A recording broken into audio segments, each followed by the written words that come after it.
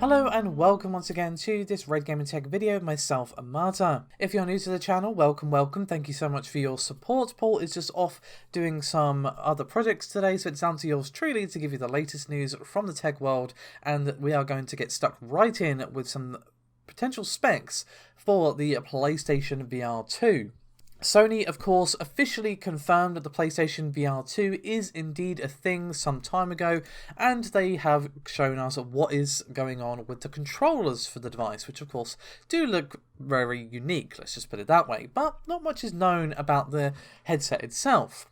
But thanks to a report from uploadvr.com, we have some very interesting rumours about the specs of the PlayStation VR 2. Now, as I just said, guys, this is a rumour, so please treat it as such. This is not confirmed. Pinch of salt TM is required. You know the drill. So, according to uploadvr.com's sources, we're going to be seeing some very interesting features. Of course, we can expect a significantly higher resolution, 4000 by 2040 pixels to be exact, which is 2000 by 2040 per eye, a lens separation adjustment dial, gaze tracking, inside-out tracking, and of course haptic feedback. But let's dive a little deeper into what I just said, shall we?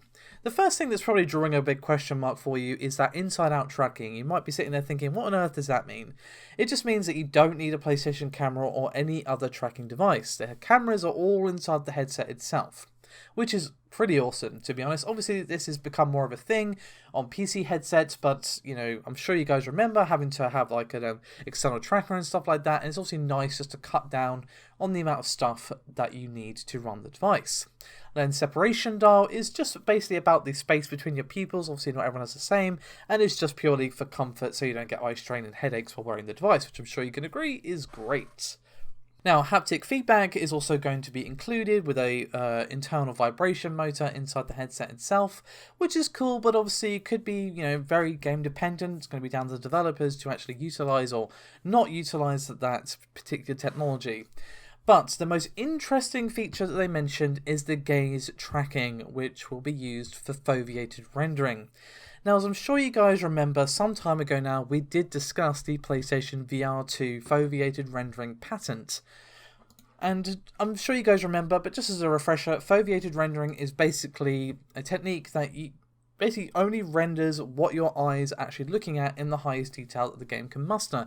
Everything in your peripheral vision will have slightly lowered quality, obviously to save on performance load, which is pretty awesome.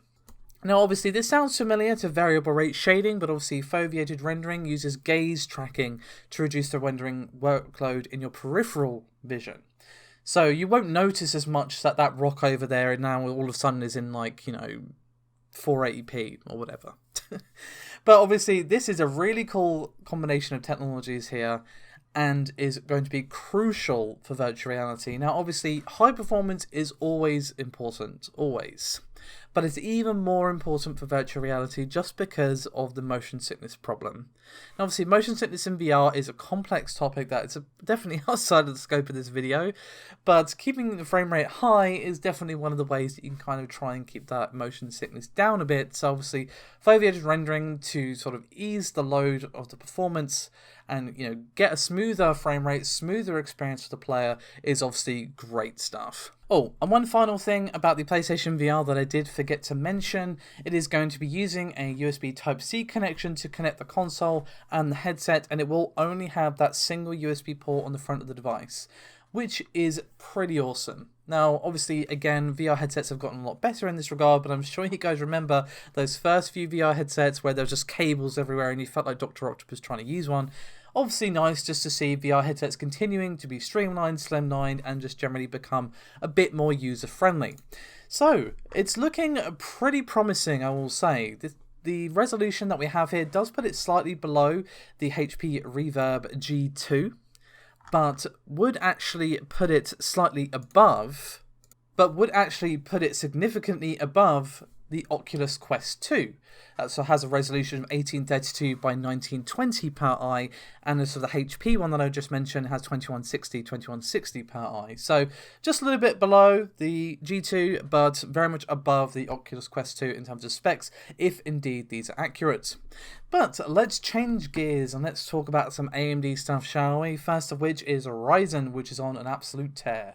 So, according to the latest Steam hardware and software survey for April 2021, Ryzen now has a significant share on Steam versus Intel, and there's a 30% share for Ryzen desktop chips.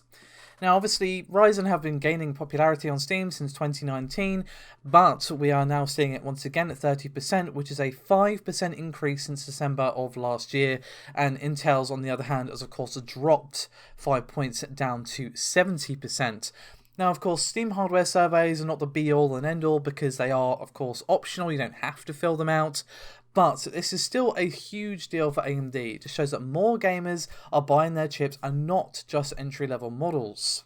We are seeing both the 8-core and 6-core chips rising in popularity with gamers. The share for 8 cores has risen to 12.77%, while the share for 6-core CPUs has risen to 30.50%. Now, unsurprisingly, the 4-core parts do have more of a share because they are obviously more affordable. They have 40.98%, but they have been declining for a while, and the 6-core parts are sort of steadily taking their place. So it just goes to show you just how much of a tear AMD have actually been on when it comes to Ryzen. Obviously, Zen 3 has been pretty well received. Obviously, it has been very much hampered by the shortages and so on. But despite all those issues, the Ryzen 3000, Ryzen 5000 lineup is still the best selling on Amazon in terms of the US website. Which is, again, very, very impressive and just continues to show that Intel definitely have their work cut out for them when it comes to, you know, coming back against AMD, who have just been stomping them into the ground when it comes to their processors over the last couple of years. But that's not the only AMD piece I have for you today. We also have some GPU news for the 6600 XT. So this comes to us thanks to a new filing on the EEC, the Eurasian Economic Commission website, which you'll be very familiar with by now if you do follow the leaks. There is a new filing from ASRock of Europe, and the submission has some interesting entries, including the 6600 XT as well as the 6600 non-XT, interestingly with 8 GB of memory. Now, if you cast your mind back, this is not the first time we have seen a 6600 XT filed by ASRock, but it was originally submitted as a 12 GB model, and now we are showing a new 8 GB listing. So perhaps there's been a change in plans, or the previous information was wrong. It's really hard to say because AMD have not made any official announcements, or even an announcement over an announcement. Obviously, they are going to be at Computex, but they did say that they are covering high-performance computing, which probably means we are not in a great chance to see anything about mid-range graphics cards, but nothing, of course, stopping them from doing so, even if it is just a quick mention of, hey, this is the thing. But I doubt we're going to get a deep dive on that. There's quite a lot of speculation as to what they're going to talk about Computex, but that is, of course, outside the realms of this video. So basically, TLDR from this, we can see 6600 and 6600 XT listing, and the XT has gone from a 12 GB listing to an 8 GB listing, and make of that what you will. Oh, and just as a final thing to throw in before I say farewell for this video, Resident Evil Village has done insanely well so far, which is great because I'm playing it at the moment. It's really, really good, really enjoying it. I actually prefer it to 7, and I really enjoyed 7. So anyway, the initial shipments for Resident Evil Village have surpassed those of Resident Evil 7 across all platforms, which is crazy. And according to Capcom, the game has already shipped over 3 million units. And to put that in some context, Resident Evil 7 shipped 2.5 million units. So it's just nice to see the game doing well because I am really enjoying it. And it's just a really fun Resident Evil game. It's nice to see it living up to the hype. I was a little concerned after Resident Evil 3 Remake, but it does seem they are back on form. Anyway guys, that is me done for this video. Thank you so much for watching. Hope you guys have a good week. I'll see you next time. Bye bye.